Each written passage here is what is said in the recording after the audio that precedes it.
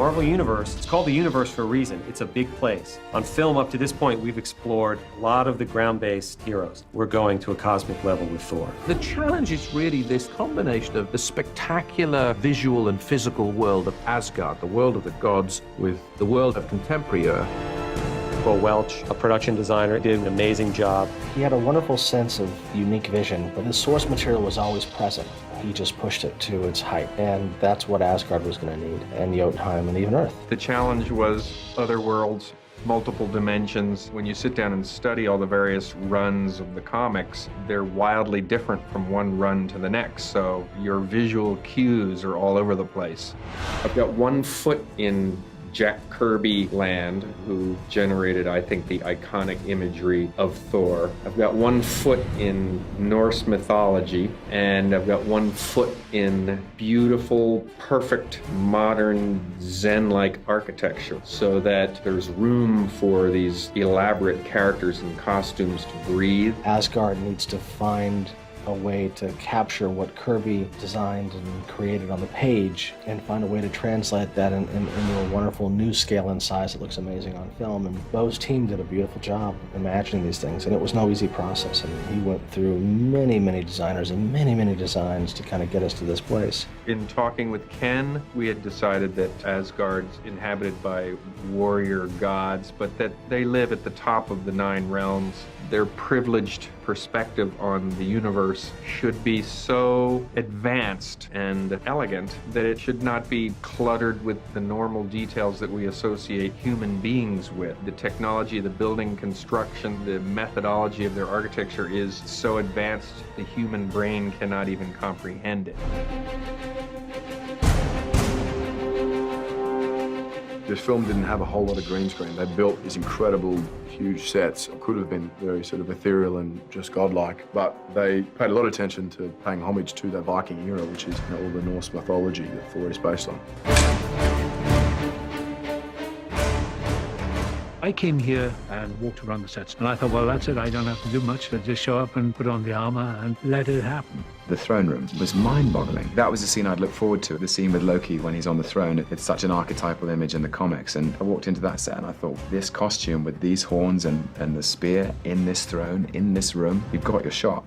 You can bring your urgent matter to me. You're king.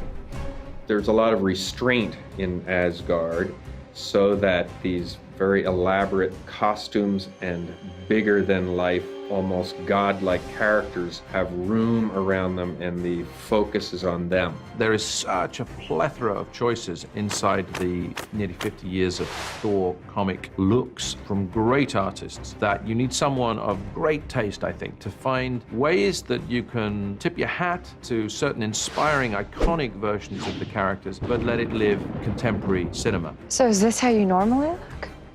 More or less.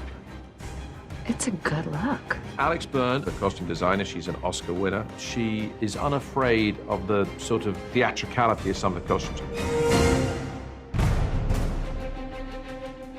Obviously, I started with the comics. I would say the biggest input for Asgard was the original artwork of Jack Kirby. The world he created is amazing. Asgard needed that singular voice of, this is the expression of Asgard.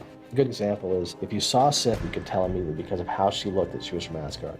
For the population of Asgard, I wanted to keep the idea of the comic book graphics where he ombres out the crowd and keeps it very monochrome, and that seemed a very good way to keep the population of Asgard present but not distracting. And we have actors, we have faces, we have human proportions, and the biggest challenge of this is how to make them look like real people, albeit gods, but they're real in terms of not people wearing silly clothes. We're trying to hint at things that are technological and really advanced, but we can't really show them in a way that would make it feel like it was from our world. So it becomes a challenge, and I think that a lot of the stuff that we try to do is just make it a really amazing looking costume. Here are a couple of Thor images that you can see that were done very early on. You can see a lot of the Norse designs that's in it. This is the actual Norse symbol that I took apart, just abstracted into his armor. And then this was the attempt at trying to modernize him. It was based off of kind of the ultimate design of Thor but smashed in with a modern take of some Norse designs. One of the things that we were trying to do was play a lot with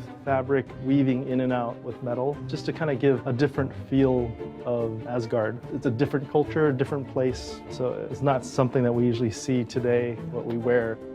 I think the most challenging thing was trying to come up with all these characters that had to fit into Asgard. You're trying to figure out, did they live here? Were they part of this culture? How much influence did they have from outside? And trying to get that balance, it was a challenging part, but it was also what was fun about the project. One of the things that I enjoyed doing working on these projects is being sort of a middle ground between what the comics is and trying to take it into an illustrated realm that adds a little bit more reality to it, and then having the costume designer have that as a basis for them to work from to actually bring it into reality.